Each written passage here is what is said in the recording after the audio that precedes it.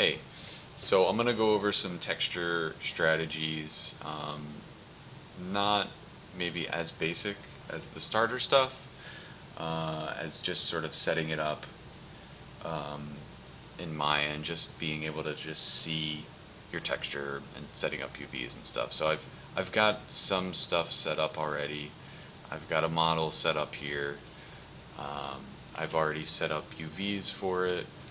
Um, so this will be sort of not quite beginner, but also not quite advanced. It'll just be sort of a medium level uh, tutorial on doing some textures and going over some texture strategies. And I'll go over some of these things throughout. So using gradients, using photos, making and using an AO, using some color variation, and maybe if there's some time doing some detail edges. Um, so the first thing, which I've already sort of set up, because it can take a little bit of time, is I've set up the AO.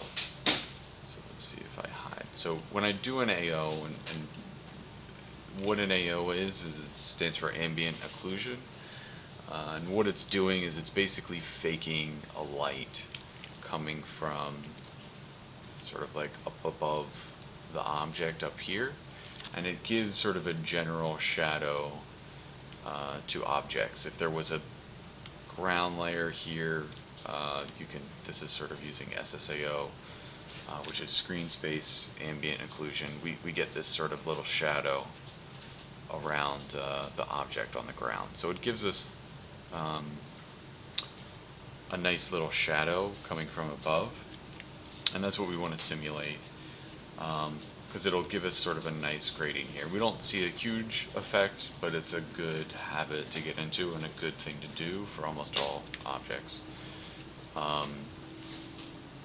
This, which is sort of a half sphere, which I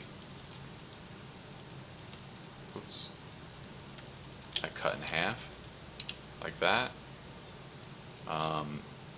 And then what I did was, under modeling, I went to mesh display and reversed the normals. Probably don't even really need to do that, but I always just kind of do it so that it tends to face the faces will face the object. And what this is going to do is it's going to take the light from above it, it's going to bounce it around this, and it's going to hit the object. So it ends up giving like a nice smooth gradient going up. So I usually just use a half sphere for that.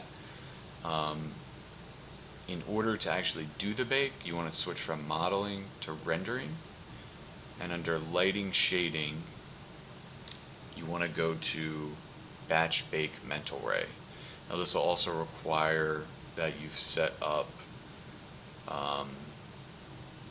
mental ray in your project. So let me show you how to do that. In the newer versions, you might not be able to get mental ray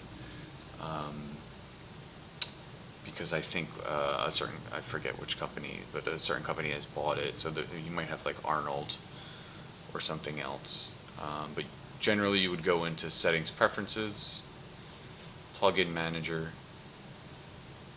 and I think I'm on 2016, so you can just download it for 2016. 2015, usually earlier versions, it'll just come with Maya, and then you just have to activate it. So in order to activate it, we would just come here and we just click loaded, and it'll load it for us.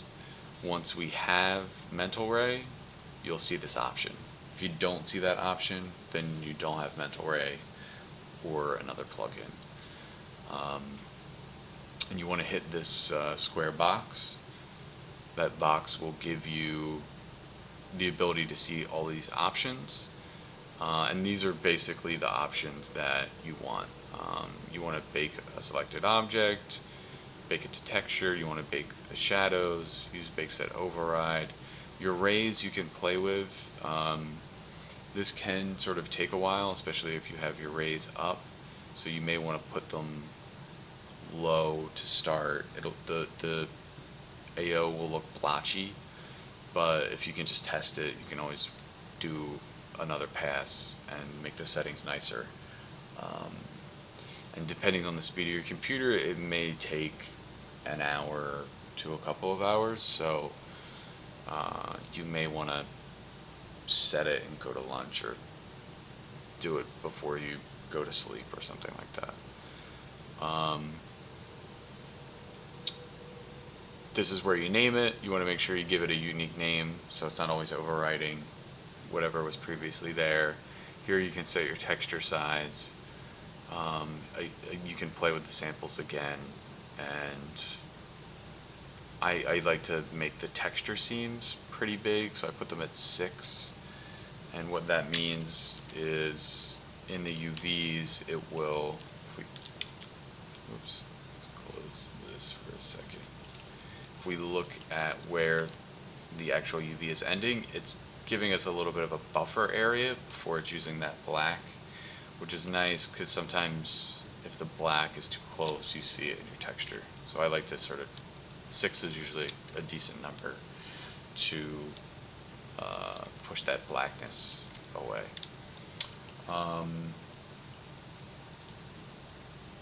When you make the AO, it's going to put it wherever your projects are. So it's probably going to be in Documents, Maya, Projects, Default, Render Data, Mental Ray, Lightmap. It's a lot and it's long. So if you do, the first time you find it, what I would recommend and what I do is I just made a shortcut to it on the desktop, so I don't have to try and find this big long file path. If you have a shortcut to it, and you're always going to be putting it, it's always going to render it to your projects. It's easy to pull up.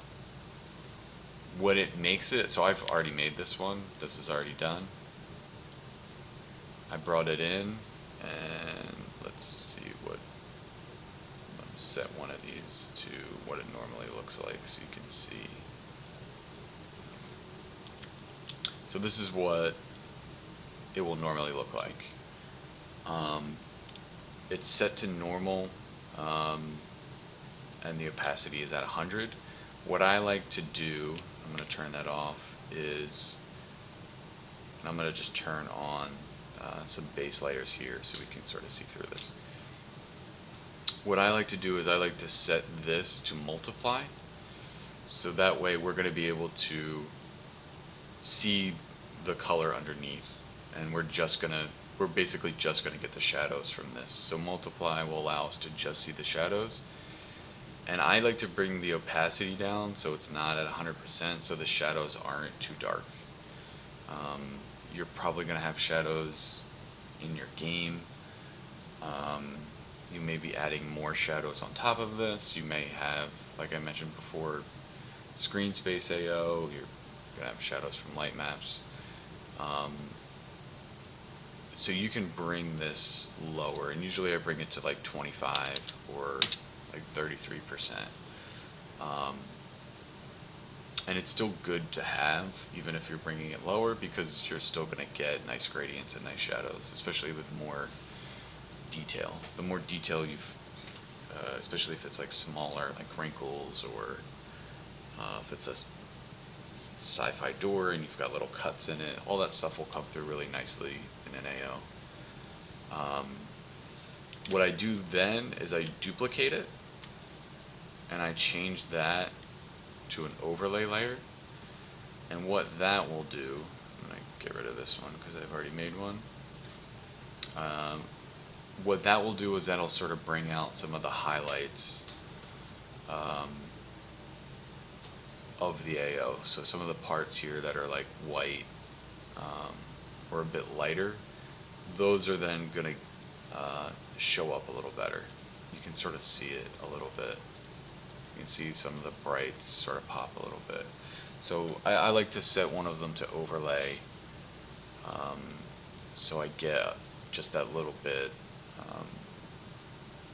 more gradient and light detail. And I set that to 33% too. I've brought my UVs in so I can see my UVs. Um, I also started to make a bit of a color palette for this. And I have a reference image. Let's see if I can pull that up super quick.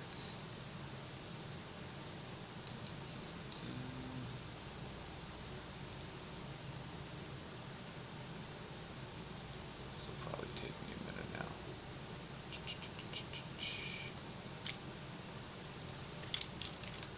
It's always good to sort of have reference.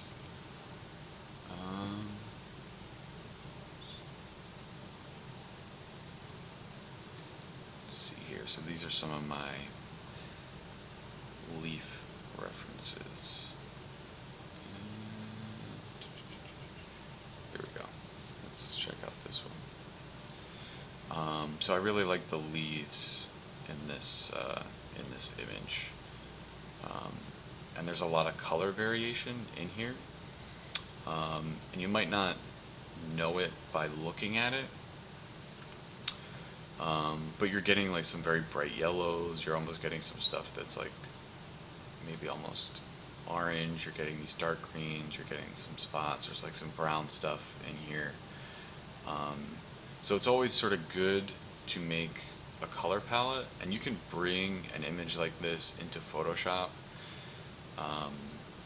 You could just open it. We could open an image here, and if you're on your brush tool, you can hit Alt, and you can just color pick any color from any image. You can also use,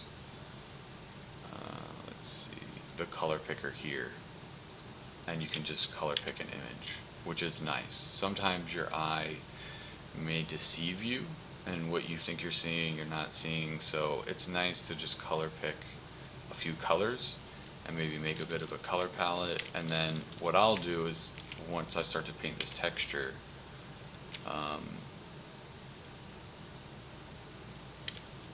I can then just color pick from my own color palette,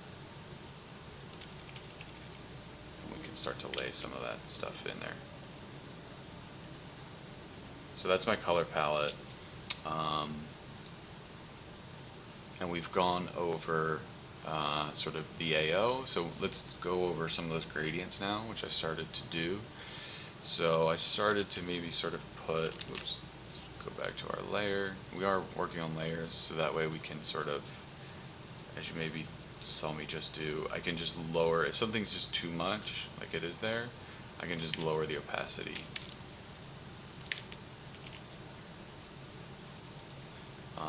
I'm also just working with a super soft brush, and right now I'm actually also just using my mouse, so you can kind of get away with just a mouse if your brush is big enough. And let's maybe we'll maybe just put the yellow here. Give it a name. Once you start to build up layers, it's always nice to have more names, and you may even want to test out different blend modes. If you click this and then just click it again, you can then use your arrow keys and just scroll through and see if something catches your eye. Looks good like that. It's pretty bright. And sometimes it's maybe something you didn't even expect, like maybe that brown is good or could be used later. Kind of liked a bit of the color dodge. And if something looks bad, you can always just lower the opacity on it. Over time, we'll start to build up differentiation, which will be good. So we've already got a little bit of darkness here. I'm going to add a little bit more. This time we'll do maybe some brown. And let's get this brown, and maybe we'll get it a little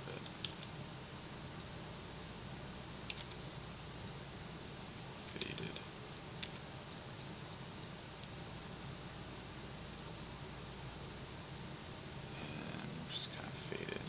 fading it a lot. We could probably stand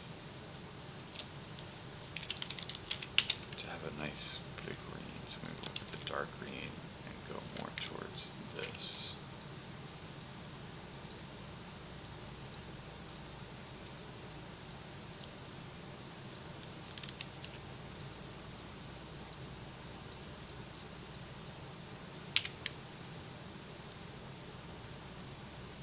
I do kind of like, maybe we can bring the yellow out a bit more.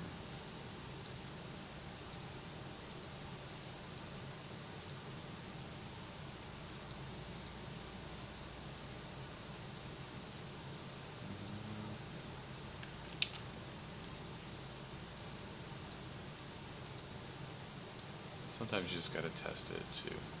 It's not quite as nice as I would have liked, but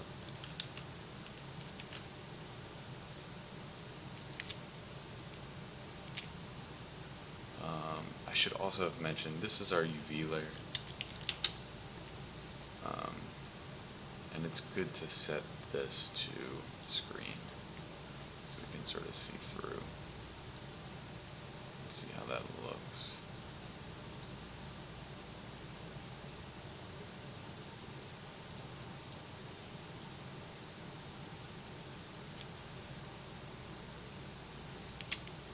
Check our reference and oops,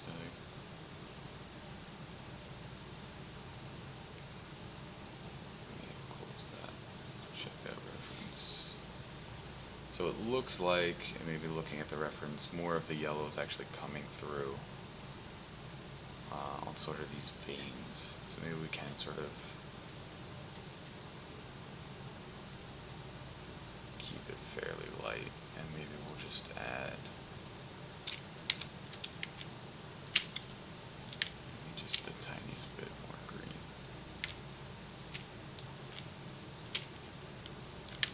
Maybe even a faded green.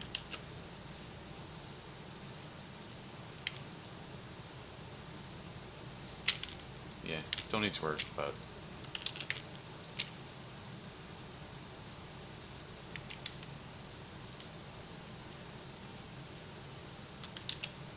we can also lower our opacity here, which I probably should have did, because that'll let us sort of transition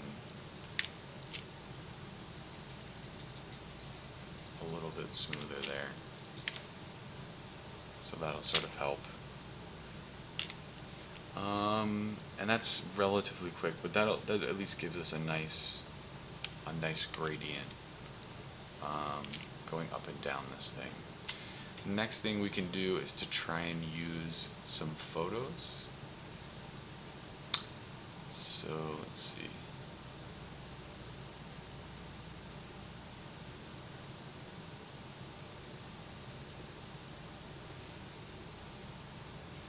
These are some photos I got, and what I did was I just went to textures.com, I clicked on nature,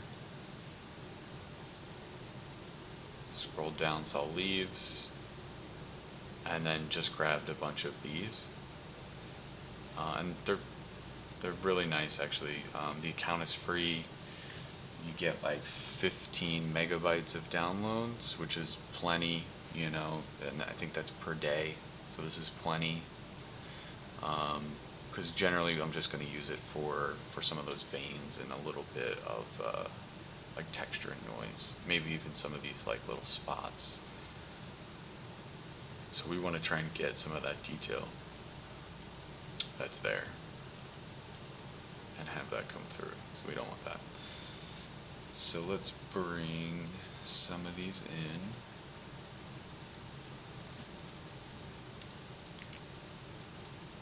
Oops. And I'm just going to do a Control T here. I'm going to rotate that. I'm going to put this layer in its own group. And I'm putting it under AO. So there is a sense to the hierarchy of these layers. My UVs I want on top because I want to be able to just see basically tracing over this area. My AO is my shadows, so I want those on top um, of everything else, but underneath the UVs, and then from there I can start just adding up to the AO. And I have a base of just like base colors um, that we sort of started to lay down. So let's see, I'm gonna expand this. My image size also is a power of 2, but it's pretty large. I could probably stand to get it a little smaller, and this probably, generally you don't want to scale up images, but we want some of just the like brown spots and some of the noise. So I think we'll be okay in sort of scaling some of this up.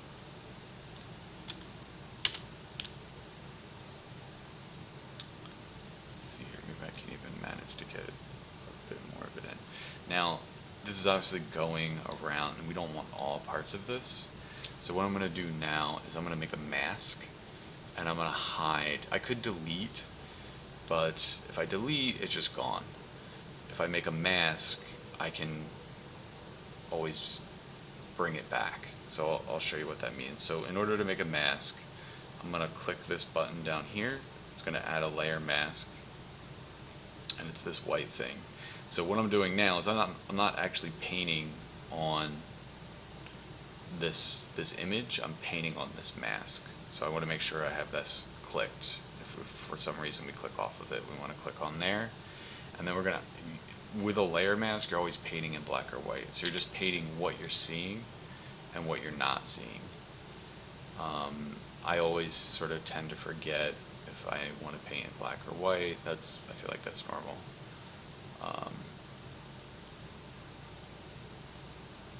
But you can just like paint real quick and see what you get. And so we can see that this is disappearing, and if for some reason I decided, wait, no, I want to bring some of that back, then I can just start painting white and bring it back. X will switch between my two colors over here. So I'm just hitting X, and I can go back to black and maybe paint some more of this in. If we wanted to, we could maybe play with our opacity here. And now I'm starting to maybe draw some of this just a little bit. Maybe we'll sort of peel away some of the edges so that we don't have to deal with seams quite as much. And we definitely want to make sure we get kind of the edge of the photo so we don't see that. And from there we can probably just fade it, so maybe I'll bring a little bit of it back. And if it sucks, it's fine. We can just like lower the opacity a little bit. So it's nothing special. We need to get a lot more on there. And we could duplicate this. We could duplicate the layer we just had, or we could, just bring in some more textures. So I downloaded a bunch of them, so we can just try out a bunch of different ones. And I'm just clicking and dragging there to bring some of this in. I don't know which side is my underside of my leaf. I probably should at this point, so maybe we'll do a quick check after I put this one on, and we can sort of see which side is the side I should have this on, or maybe we'll hide that, bring a different one on. Let's see what this one is.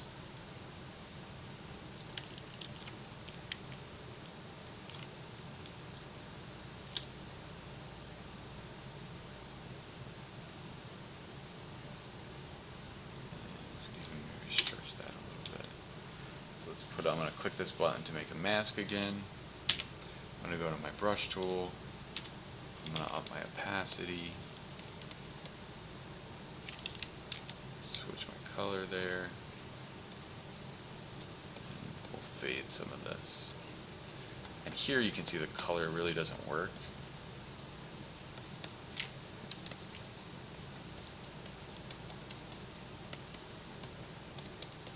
But I really kind of just want the veins there. So this is a good opportunity to try some of our blend modes and see if something doesn't come through that kind of works. Like even that, we could maybe do something with that. That's not too bad.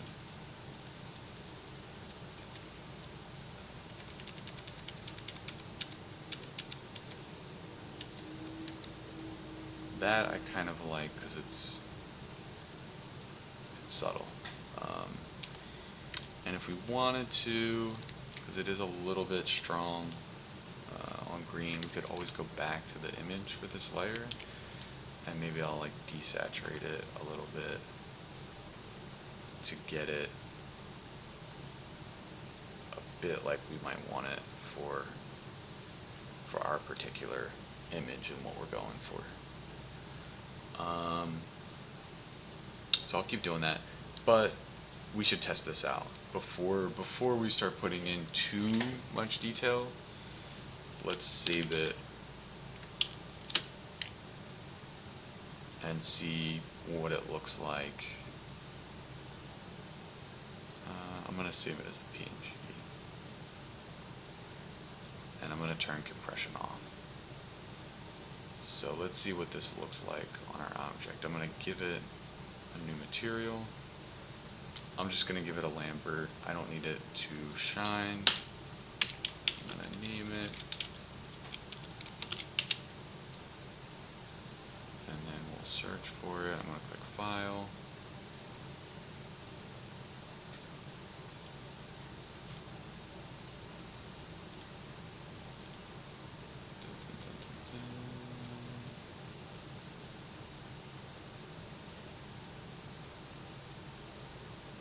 B, whoop.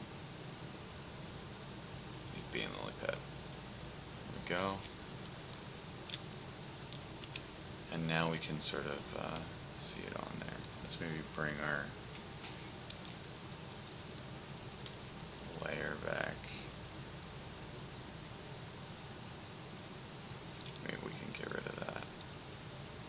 Definitely need detail down here because that looks terrible.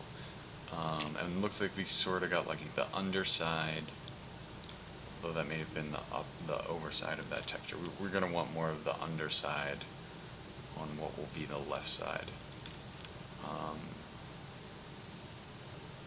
So we'll want to take note of that.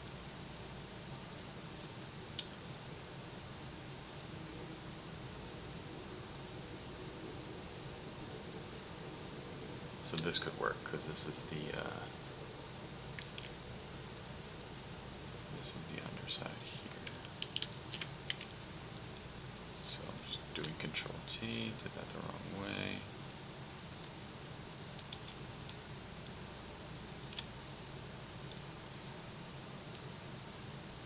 Maybe we'll bring this one up.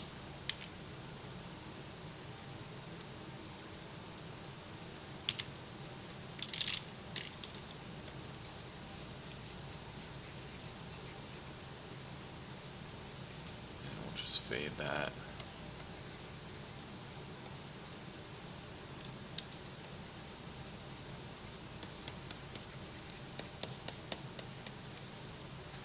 And it gets some nice noise in there that would be, you know, almost impossible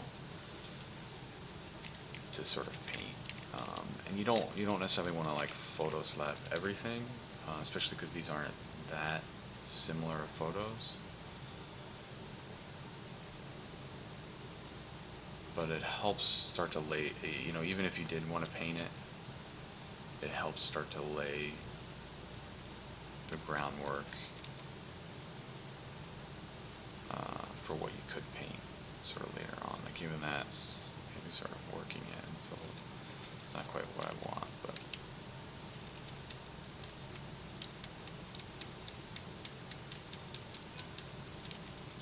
so I think in this situation maybe going normal and just lowering the opacity, starting to bring that down. And let's see.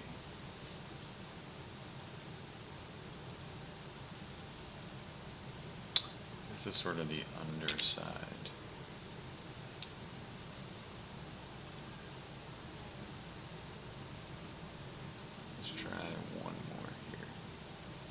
And then we'll move on to the next thing.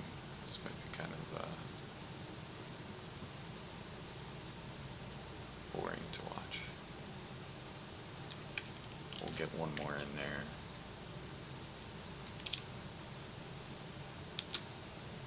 Just to maybe drive some of the point home. There's lots of good detail in there, like all this edge detail that we could probably come back and use later on.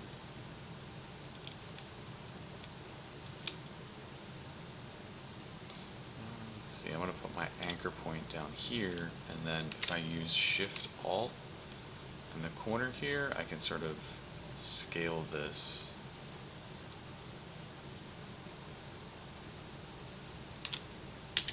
based on my position down there. We'll put another mask on this guy.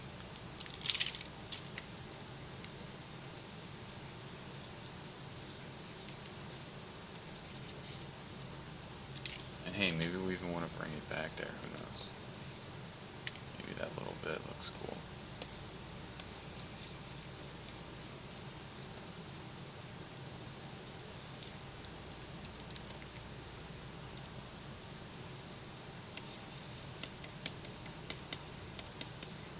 Especially like if we start to bring like that little bit of destruction out. Or that sort of fading. Maybe we bring some other parts back, maybe. It makes it a little, you don't have to sort of create everything quite from scratch, and you can kind of try and work with what you got. That makes it a little bit easier. And then, you know, if you don't like it, you can always lower the opacity.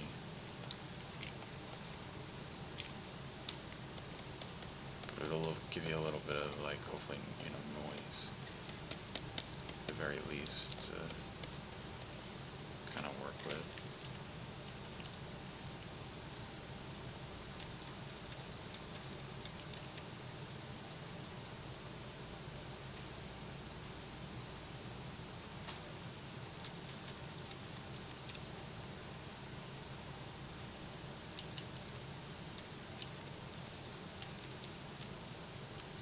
Go with maybe the lighter color there. And maybe we'll even just get just a little bit.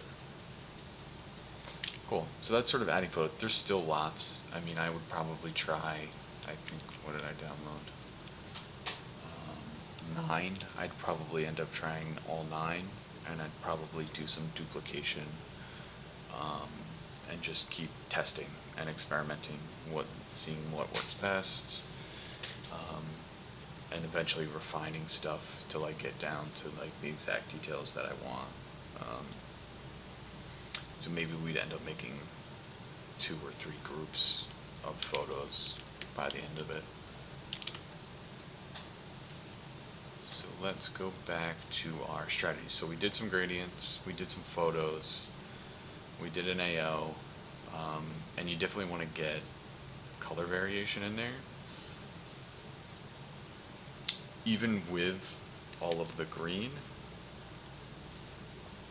you can sort of see maybe even some of the hues here. So let's make another layer. And I'm going to call this one paint, because I'm going to end up painting a bit now. And so far I've been using just a basic brush. I haven't even been using a hard brush. I've just been using a basic soft brush so far. But I do have sort of a lot of brushes downloaded.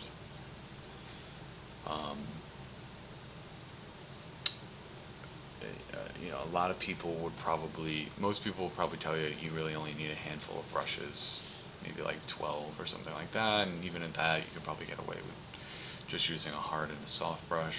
But then you always see their palette, and they always have like a million brushes. Um, Most of these I don't use, but sometimes you might want something with some splatter, or you want something with like some fade. So they do, some of these come in handy from time to time. Um, Jamie's brushes is I would say a good place to start. These are Jamie Jones Photoshop brushes. He's got really good paintings here. Uh, he sort of mimics real life paintings, which are nice. So you can get his brushes there. And these are good, these are free. It's a good place to start and just get some brushes um, without necessarily having to pay for them. Because I know there's lots where maybe you've got to pay for some of them. But that's a good place to start, just to get some brushes to maybe fill up your area there. So let's get something with maybe a little bit.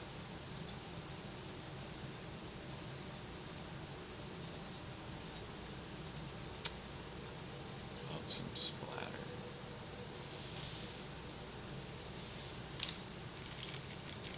Maybe we'll try this one. Sometimes you just try it out, um, see how it works. And it looks like from some of the reference image, maybe we're getting a little bit of brown up the vein. We've definitely got some darker greens towards the bottom, and maybe we can push some of that orange and that light that's there. So let's try some of that. And I'm just gonna go super light, and we'll zoom in some. And we'll start to try and get some of this in there. And I'm using sort of a splotchy brush because I want to maybe try and hide some of my strokes a little bit. But maybe we'll try this so you can see it a little bit as well. Maybe that'll help.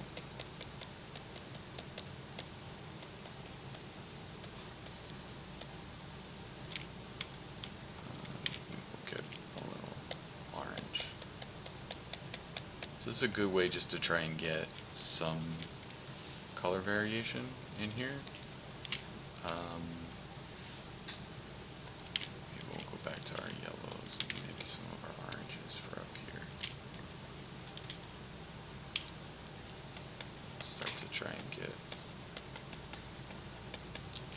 some of that in here. Even if it looks like you've got that color, you can kind of see that brush there, which I kind of want to hide. Even if it looks like you got that color, you can almost always find like little variations for the color that you can try and get and work in there a little bit.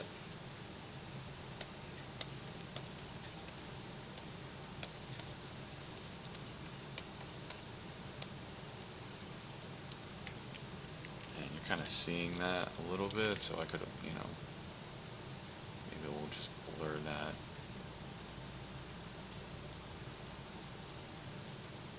Just a little bit, so maybe you don't see it as much. And that's a good way to get some color. Maybe we'll get a little bit more of the dark brown, or dark green, I should say.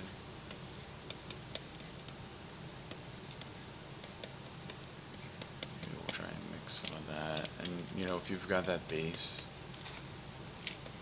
with the vein, maybe you try and use it, maybe you try and play up certain parts that are already there.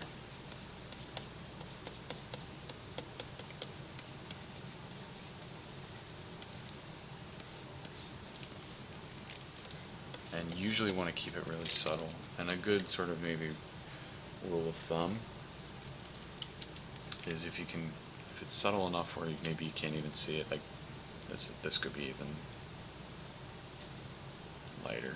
If you almost can't even see it unless you turn it off and on, that's probably a good place for it to be at. That's kind of where you want it to be at, like subtle. You can just barely see it if I turn it on there.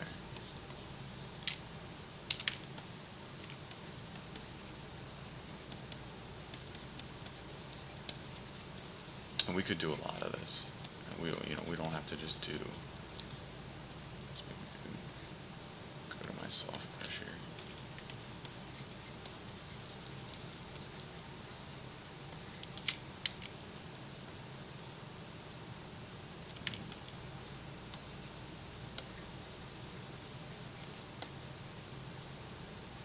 It looks almost like too some of the up towards the top here.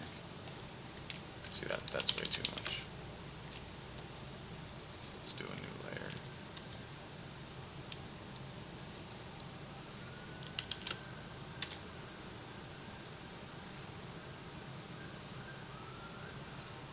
Maybe some of these, where the veins are, towards the top, start to get a little bit more of that color. I think that's still a little heavy-handed.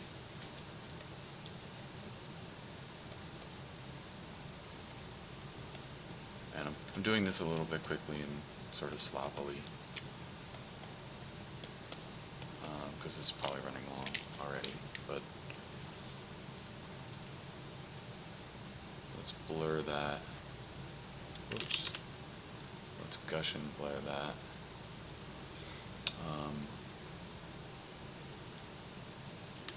And that's not too bad. Just to try and maybe give a little bit of color. If it's still too much, we could just bring it in, keeping it subtle. So there's obviously a lot more that we could do, but hopefully that's some color variation. I think the thing I was going to mention there too was maybe we could even experiment with a little bit crazier colors. Maybe we could push this a lot more red. And maybe we could get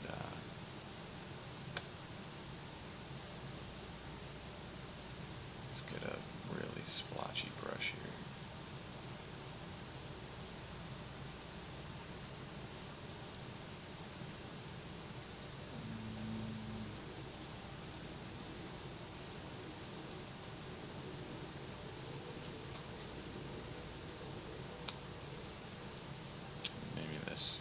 Let's go this one.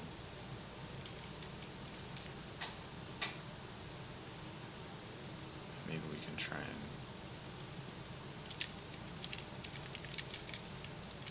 get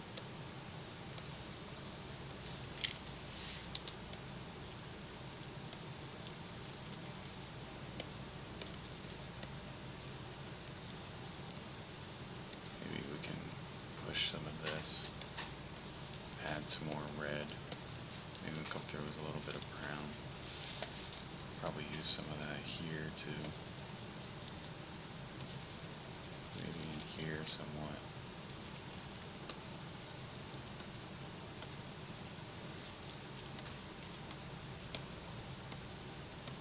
Maybe we can fade a little bit here from where that photo was still coming through, but there's really not enough. And maybe we could even do some of that too, or even go a little darker.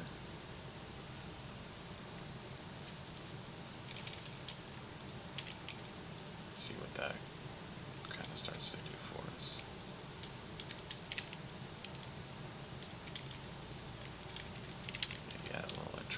Maybe I would normally put that on a different layer, but that kind of works. So you can experiment with like really pushing certain colors. Um, maybe we could even go really red or really orange.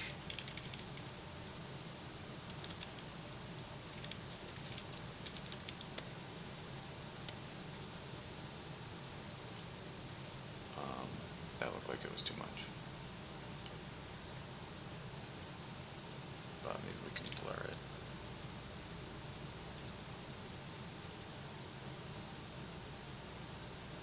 And just bring the opacity. And you almost can't even see it there. It's probably hard to see. But that's good. Just getting a little bit of just some different color variation. So that's that. And then just getting some detailed edges. There's not a ton of edges here, but in some of these leaves you can see some nice browns coming off of the edges of the leaves. We don't necessarily have that in our reference, but we do have some browns. If this was some sort of metal object, we would probably have like white on the edges, and we could try and accentuate the edge by putting some white detail there. Or if it was wood, we could sort of maybe fade it. And we could even use a little bit of photo, but maybe we'll just eyedropper this and grab a couple of colors here. And then let's come back. I'm just going to rename this layer.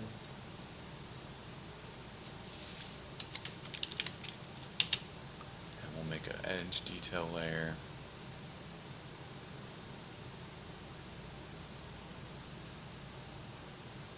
And let's get a brush that has a little bit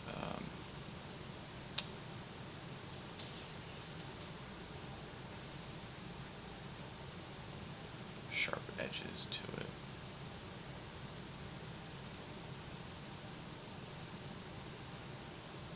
So this one could be good. This one's got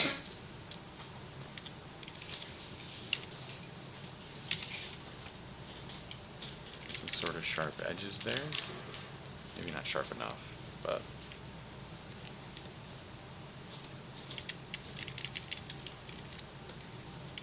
maybe we can zoom in.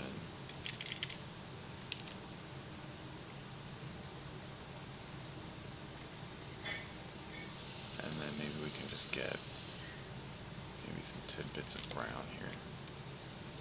And maybe, who knows, maybe that helps us with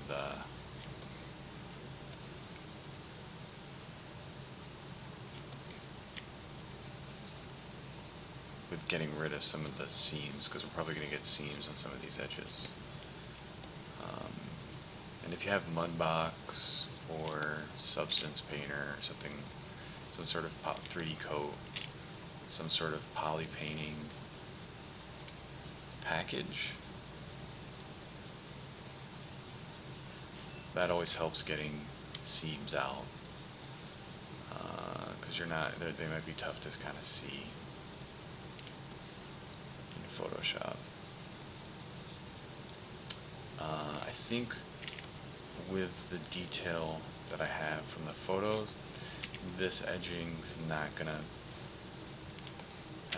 it's gonna be too painted, but maybe we can throw a filter on it.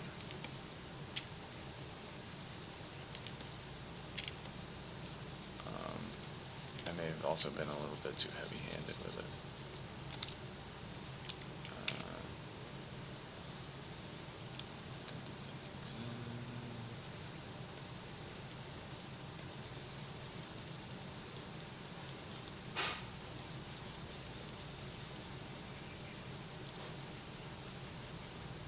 Sometimes maybe going quick can help. Because we probably just should have tested this out already again, just to see what it would look like, but we may need something a little sharper even. And let's maybe go a little darker too. that might work a little bit better.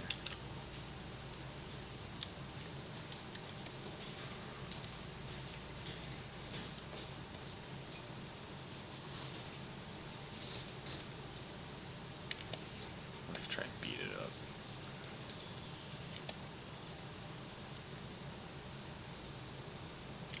Get some noise going.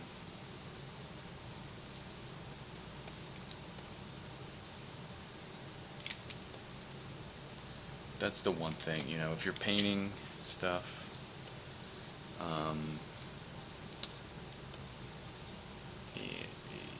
you know, most people will tell you can sort of get everything out of those two brushes, and that's true. But for certain stuff that you're doing, like even say like this, there's no way you're going to be able to paint all of the pixels that I'm getting from this brush in any kind of reasonable amount of time. So this is sort of a scenario where you know, it helps to have some sort of like textured brush so you can try and do things quickly. And some of that looks absolutely awful, so let's go to an eraser brush. And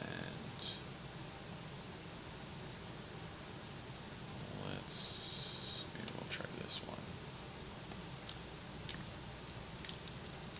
This might be too spread.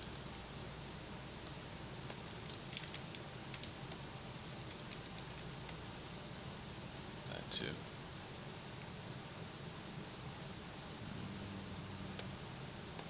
Maybe this one will be enough.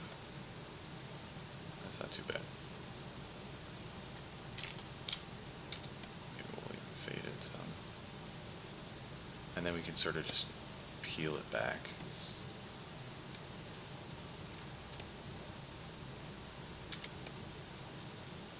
And just try and get it to maybe have some of that noisiness that we wanted from the start.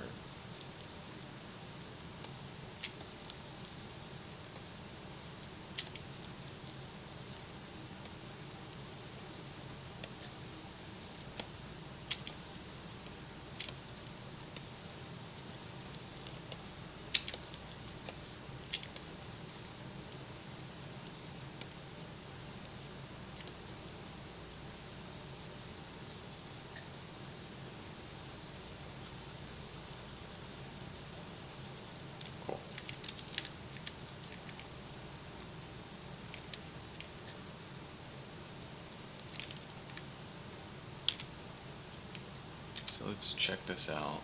Might look bad. We're just going to overwrite what we did. We'll go right back to Maya. We'll go to the texture here. I'm just going to hit reload. So it's looking a little Photoshoppy. Also, we're getting default lighting from Maya. We're just adding onto our AO, which I think is making it look a little bit worse, but sometimes it can trick you and make it look a little bit better than it does. So what I would suggest is under lighting, go to flat lighting, and then you'll get something a little bit more representative of what your texture is and is looking like.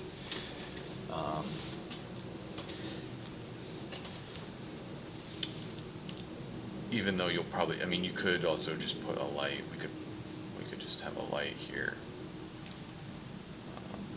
and we could use that light as well if we wanted to, maybe, or a directional light, whatever it is. If we wanted to simulate some of the light we're getting from the game. Am I on? You selected.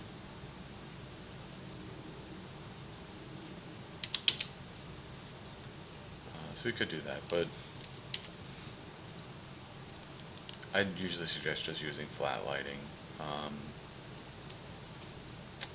And I mean, I think if we were looking at a reference probably want to bring that orange and yellow down a lot more. Maybe some of our details here could be bigger. And there is some space here, so we also don't need to add too much noise. We don't want it to be too noisy. So, you know, in Photoshop, this side probably looks a little bit nicer. In looking at this is probably coming out a little bit nicer. So it helps to look at it. And sometimes if you do, if you do get too much noise, you could always go back and we could go to one of our paint layers here. And maybe we'll grab a color here. We needed more yellow. Let's go to, do we have this splotch? Here, look at this. And maybe we can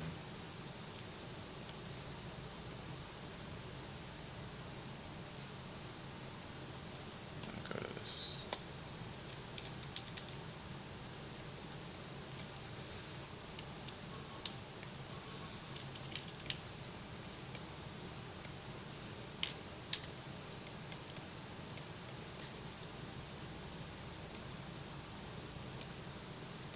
Paint some of it away.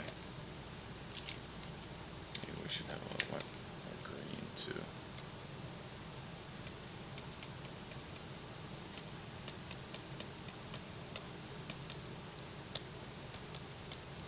Maybe we're just getting too much noise in here.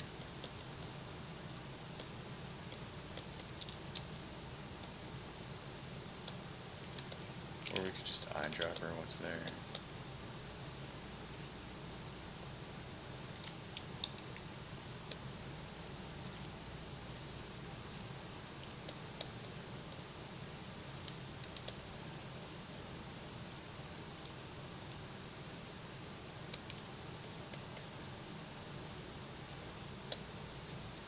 Try and paint back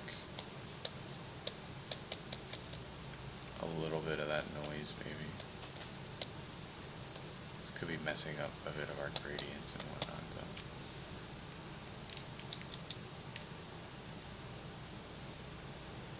But it could be helping, slowly. Tiny bit. Maybe it'll help some of our color variation. But that's pretty much it. I did that a little bit quickly. It definitely needs more work. I'd spend more time on all of these, but that's kind of the general strategy and how to go about each thing. And these are just I would say, the general ways to go about maybe texturing something. So hopefully that's helpful. If you have any questions, just let me know. And yeah, I'll see you next time.